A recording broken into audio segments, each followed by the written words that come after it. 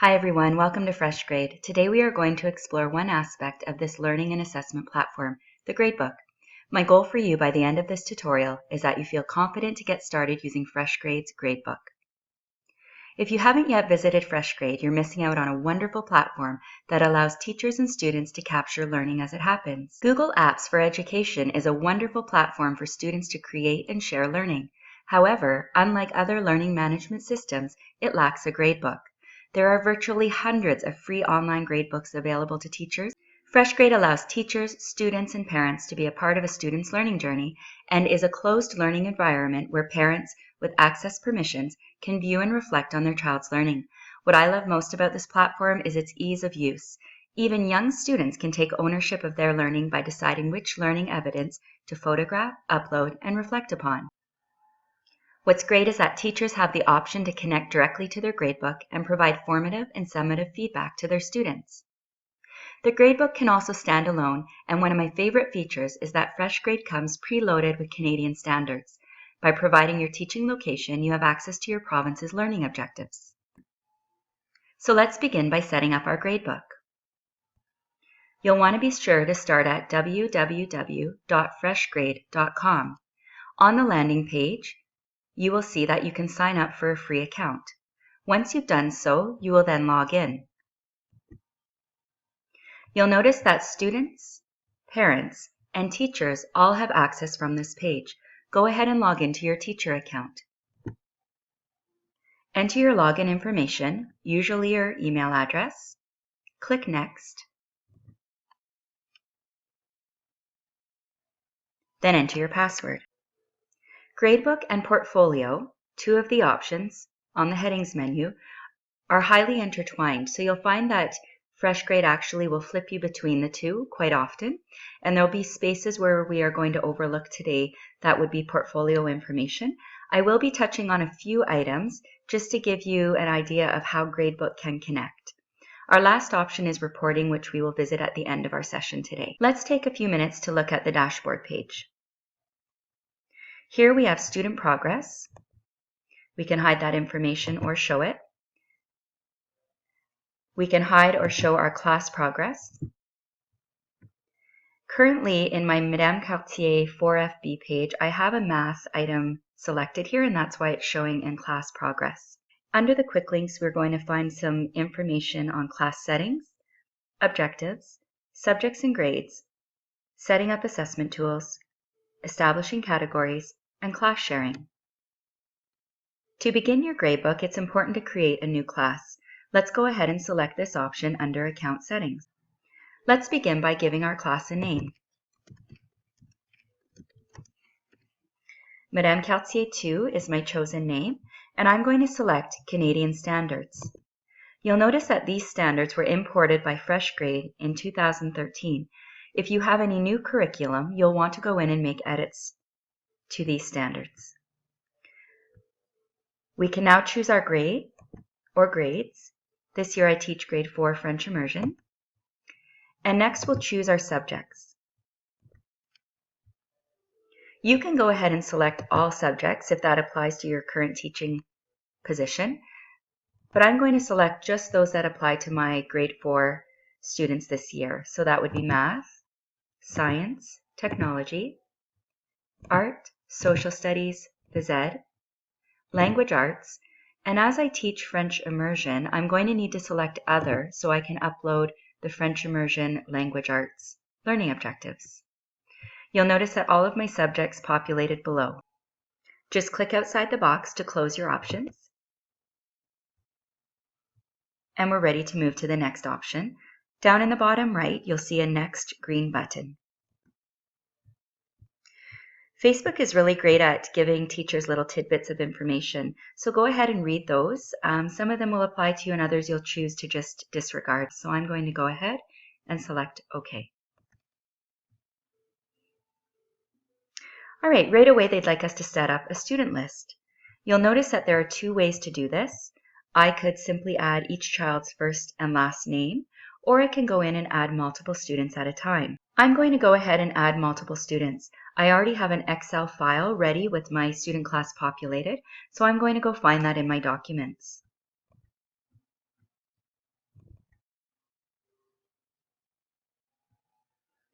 You'll notice that I've got my 7 students listed. I'm going to left click and select first and last name in columns A and B. Then I'm going to right click and I'm going to copy these items. You'll notice the marching ants immediately lets me know that I've got this information copied. I no longer need this file, so I'm going to close it out. And I'm simply going to return to my fresh grade. Once here, I can left click on the box, right click to paste my information. And there's my class list. I simply need to press enter once in order to activate the add to list button at the bottom right. And there's my lovely little class of students. If I needed to remove anybody, I simply would just press X and they would be taken off my class roster. I need to save this information so I don't lose my student list. The bottom right-hand blue button is where I will save this. You'll notice right away that Fresh Grade has popped me back into Portfolio. This is an area where I can enter a few options for my students. If I really wanted to connect Gradebook to Portfolio, I can go in and select options in the right-hand column, and I can edit my students. Here I will be able to add parent consent. So if I wanted to allow my students to access their own portfolios, I would send home a consent form. Fresh Grade would then populate an access code that I will give to my student, and they can join on their app, on their iPad, their iPhone, their Chromebook, or their computer. I can then go ahead and also add information about the parent. So if they've sent me their email address and name, I can go ahead and enter that information here, and that also allows parents to have access to their child's portfolio. I'm not going to save anything today as it doesn't apply to me, so I'm just going to go right back into portfolios. Before I move along, let's say that Cassie changed schools and I no longer need her on my student roster. I again could just go into the options, edit my student, and all I have to do is remove her portfolio. I get a nice little warning box that says that it will delete all my assessments, my portfolio attachments, parent comments, and contacts as well. It also asks me to put in a little code word to ensure that I really want to do this. So I'm just going to type in Cassie. And again, it reminds me that this cannot be undone. And since I'm okay with that, I'm going to go ahead and press delete. You'll notice now that I've got my class list without Cassie on it. So now I'm interested in adding a photo to one of my students. Again, this will show up in their portfolio, but I also like this option to show up in my gradebook. So I'm going to click on the photo option on Jason, and I'm going to upload a photo. And I've already got one saved in my documents. And there's Jason. You'll notice that it says parental consent is required. So this information isn't going anywhere at this point. This is just for my private gradebook. If I wanted to open up student portfolios, of course, I would have to get that parental consent form home. And then students and parents could both access this. Side of the page, you'll notice your options. Again, Fresh Grade will always bring you back to your dashboard. So if you click here, you have all of your options, teacher and class options available. In Gradebook today, we need to go in and we need to actually set up a few other items. I'd like to set up our categories. I'd like to talk about labels. And of course, we've already selected our subjects. So let's head back into Fresh Grade. So it takes us into our dashboard, and we're ready to select the next item on our list. Our objectives are already set up since we selected the Canadian standards. Our subjects and grades are selected as well. We need now to set up our assessment tools. You'll notice again that we're on the Edit Class page. We're going to scroll down, and here we have a pre-defaulted selection of what is available on Fresh Grade in Gradebook, and some of these are assessment tools that I'll use and some are not, but we're going to go ahead and take a peek at one. 4-point scale is something that my school uses, a 4-3-2-1, so we're going to look at the default option. Simply click on it and you'll have the icons that this assessment tool allows, a brief description of what they mean, as well as a color coding system here. This assessment tool is pretty much set. There's not much I can change on it here, so I'm just going to go ahead and leave it as is. I'll just save it out. I didn't make any changes, but I'll save it as it stands. but it's not one that I'm going to use. I really would like to make my own assessment tool, so I'm just going to leave this one as part of my toolbar, and I'm going to go ahead and create my own. So you'll see this brings us back to our Edit Class page. Again, we're going to scroll down to Assessment Tools, and here we have the option to create a new tool. As I mentioned, my reporting setup uses a 4-3-2-1 scale, so I'm going to go ahead and name this Karche Mastery Scale, and I want it to show in my tools list. And now I need to select the icons, the text, as well as the color and points, if applicable, that I want to include. I'm not going to include grade calculations because this is just an assessment on mastery according to the grade outcomes. So I don't need to include grade calculations. If you are looking at calculating percentages, this might be an option for you. And then you can select the different values of each of your tools. Because I'm not using grade calculations, I won't need to select a point value here. So the icon I'm going to use today is the 4, 3, 2, and 1. A 4 in my reporting setup means mastery and consistent performance. I'm going to change this to green. Green means go, that the student is ready to move on or go deeper in their learning. I'm then going to click to add mark, and I'm ready to add a 3. On my reporting assessment document, this means that the child is proficient and their understanding is quite consistent. So these are two descriptors that I'm going to use for a number 3. This again is green for go. The child is understanding quite well, but overall does not need any additional support to understand the learning outcomes. I'm ready to add my 2, and this would be approaching understanding. So the understanding is not yet consistent. The child may need some exemplars. And this is a little bit of a caution. The child needs a little bit more reteaching, perhaps some peer supports, different opportunities to learn in different ways. So that just gives the teacher an indication that we need to hold on a minute. The child's not ready to proceed forward. And finally, a 1. So a 1 in my reporting setup is not yet meeting expectations or not yet ready to move on. And there is a maximum, I believe a maximum character of 30, I believe it is, in each of these. So you'll want to keep your descriptors fairly short. And of course, this would be a red for stop. We need to revisit, we need to give opportunities to learn as this child is not yet ready to proceed. And once I have all these items in, I'm ready to save them. So bottom right-hand side, there's a green save button. Fresh Grade is really great at giving us little tidbits of information along the way.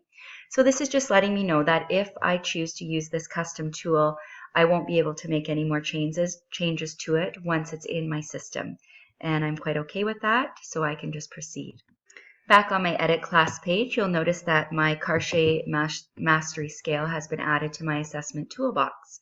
So all of these items here are available for my assessment purposes, but I'm going to focus on the one I created today.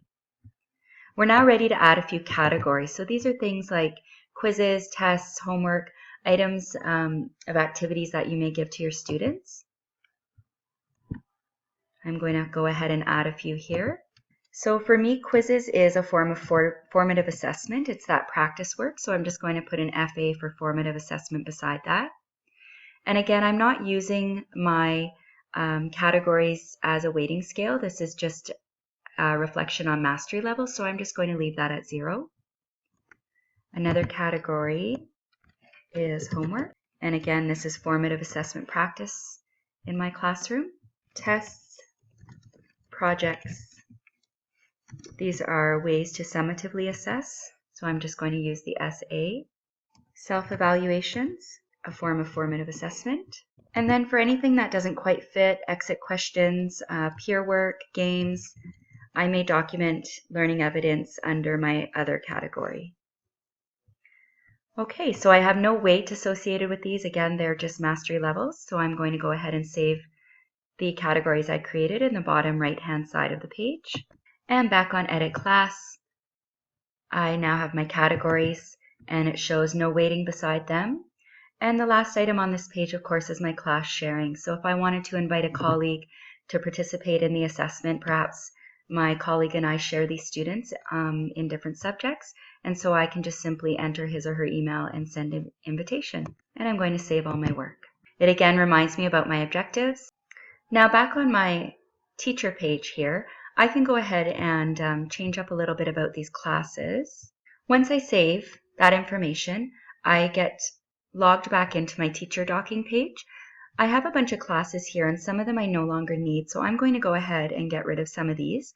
The one I'm working on today is called Madame Cartier 2, so I can get rid of Madame Cartier 4FB and Test Class 2.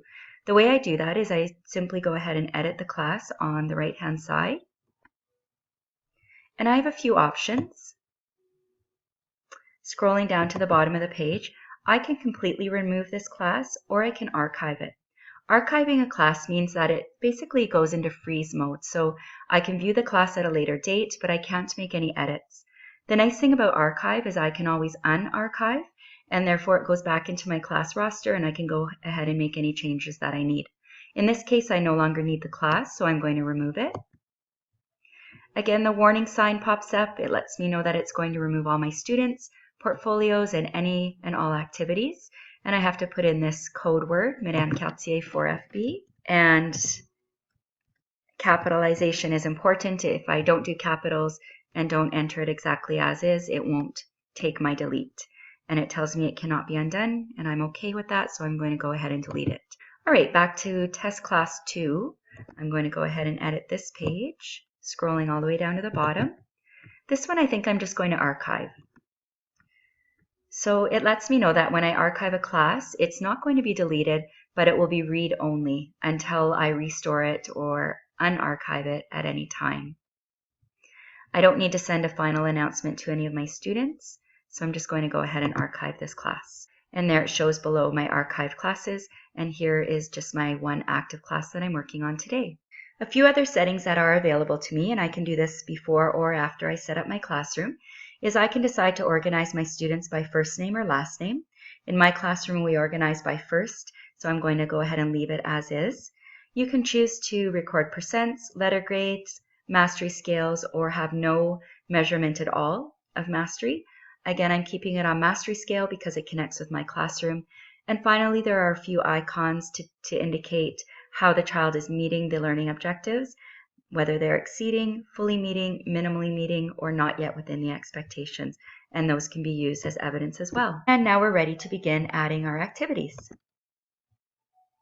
So I need to give my activity a title. I'm going to go with Lego Game Exit Ticket. And let's say that this happened on Thursday, March 16th. If I want to describe, I could go ahead and enter some information there. But I'm just going to give it a category. That's good enough for my purpose today. And of course, it would fall under Other. Because it's an exit ticket, it's a form of formative assessment. Perhaps I'll just add that in. This is a formative assessment document. And a label I'm going to add with this is that it happened in Term 3.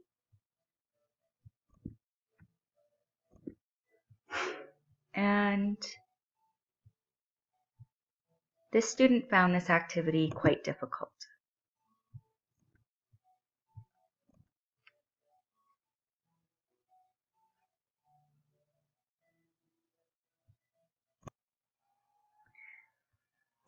Now I'm ready to go ahead and add an activity. I'm going to use my Lego Game Exit Ticket as my example today. And this was, of course, a formative assessment tool. And this happened on Thursday, March 16th. And of course, it is under the Other category because it was simply a Lego Game Exit Ticket. It wasn't a test or a quiz or a homework activity. So I'm just going to put it under Other. I can give it a label. Term 3 is when it happened. And I can add an objective in here. So this, of course, is a math objective. And in this sense, it was my N1, which is representing numbers pictorially, or symbolically. And I'm going to use my Karcher Mastery Scale for my assessment tool today. It pre-selects all my students, but of course I can go in and change that and only select the 1 or 2 students that I would like to assess. I can go ahead and save and create another right away, or I can just simply save this one on its own on the bottom right-hand side.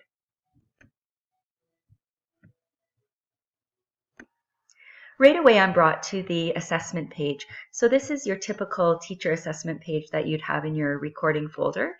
There are several options that I can choose here. First of all, the assessment document itself. I'm going to say that Jason showed a mastery level. So I'm selecting the 4, suggesting that Jason is able to go beyond learning expectations, and I'm going to add a little comment of information on there as well. Now, Jason would be able to see this if he had access to his portfolio. This information would be included, and then Jason could go ahead and give himself a reflection with these smiley faces here. This isn't something that we use in my school, but perhaps it's an option for your students in your school. If I was using the portfolio, I could go in at this point and upload some files, videos, audio clips, or any other documents that would show learning mastery.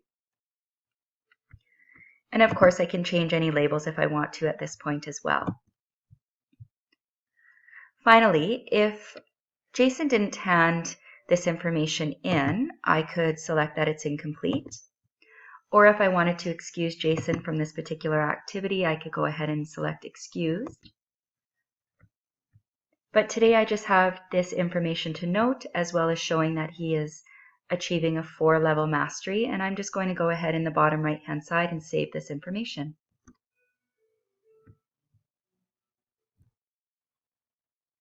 Now I've gone ahead and added assessments for all of my students. If I needed to add any information, I would go ahead on the pencil and do that. You'll notice that Jason's pencil has a little square icon behind it. That just lets me know that there is a note attached in his file, while all of these other students currently don't have anything written. Of course, with my assessment, I would probably want to go in and add details, but for today's tutorial, we are just going to work on Jason's. So I'm going to go down to the bottom right-hand side where the complete button is and save this work. My gradebook now brings me to just a quick overview of my assessment page. You'll notice that Jason's information pops up right away, as all the other students' mastery level shows. I've got a nice little mark distribution scoring guide here, as well as an average score, which is proficient and consistent, and this was populated by the gradebook. If I needed to change any marks, I can go in at the bottom right-hand side. I can make appropriate changes and then go ahead and complete this work. You'll notice that my mark distribution changed. Perhaps my average score was still steady, so that's okay. And if I needed to edit this information, copy it, or print it out, I can do those off of this page as well. So now that my marks are in for that assignment, I'm going to return to my gradebook page. And you'll notice right away that it inputs my Lego game exit ticket, just as I would enter on a regular piece of paper if I was recording this in my notebook. Again, my categories and labels are there, as well as my subjects. Any of these I can go in and edit at any time. Jason's information is listed along with all the other students.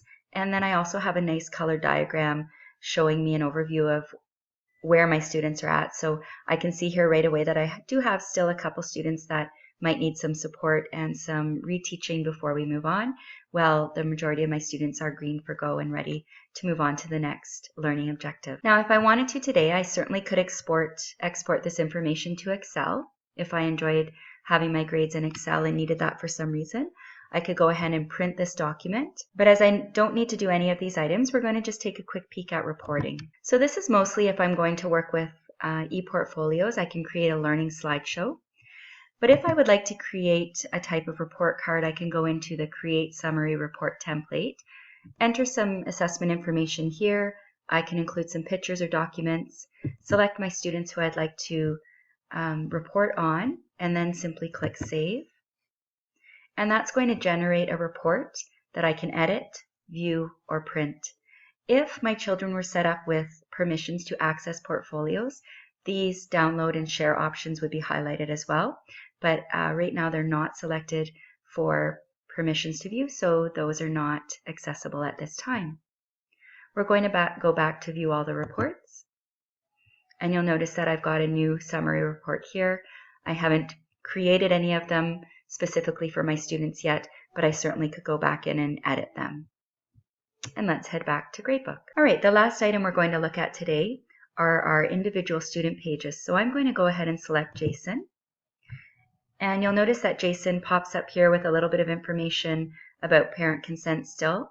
It shows his particular grade level, and it gives me the options of looking at his portfolio or a report. This information is automatically entered into his portfolio. I can choose to add a comment in. I can also choose to send it off to a parent perhaps, or another teacher if I need to share this information, or I can simply go in and edit it if I still need to do that. As we're not using portfolio today, we're going to skip ahead and look at what items we have under the report option. So here we can actually print a kind of an informal report card, and we can choose which items to include. I'm just going to hide those items that we don't have any information in at this time. And then I'm going to create report card with this bottom right-hand side button. I'm going to select mathematics, starting from Wednesday, March 15th to today, and I'm going to generate that report card. So it shows us that we're working on developing number sense. It has one objective to show, and it shows what Jason has been working on. One last area that we're going to take a peek at today in Gradebook is our individualized student page. So I'm just going to go ahead and click on Jason, and you'll notice that it has a little bit of information about his current grade level, where we are with parent consent. One last area that I want to take a peek at today for Gradebook is the individualized reporting option. So I'm just going to go ahead and click on Jason, as this is a student we have information entered on.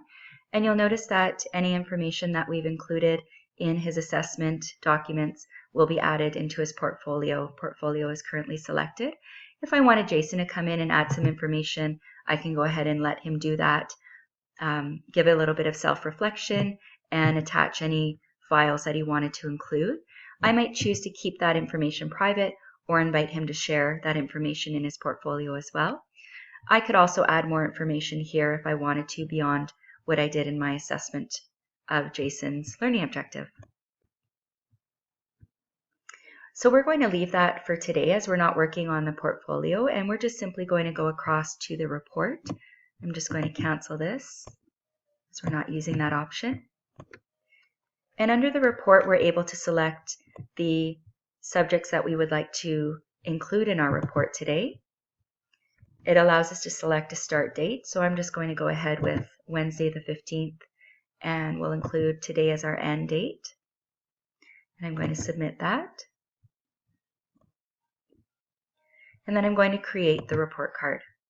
You'll notice it gives me all my subjects. Today I'm just going to include math because it's the only one that I have reported on so far. And I'm just quickly going to zip in the dates again, and I'm going to generate that report card. So you'll notice it includes the dates that I suggested. Our learning objective at this time was just developing number sense.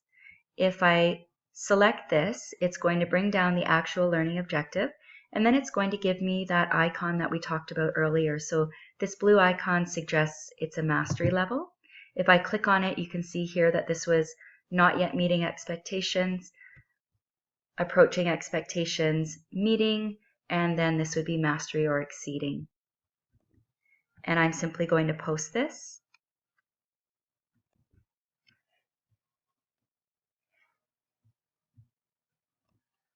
And then this document will post to Jason's portfolio for his parents or himself to access. I can then go ahead and share it if I would like. I can print it out, or of course I can go in and edit it.